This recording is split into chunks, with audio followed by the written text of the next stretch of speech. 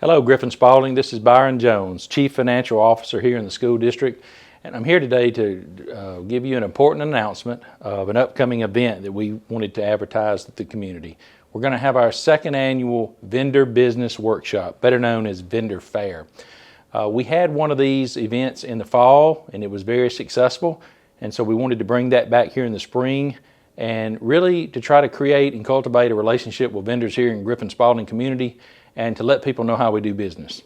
So the details of the event will be shared coming up repetitively here leading up to our date.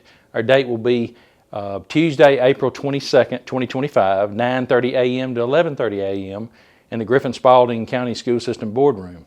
We're going to have reminder postings on our website. We're going to advertise it on social media. We're going to probably have a countdown clock as a reminder also, just to keep everybody informed.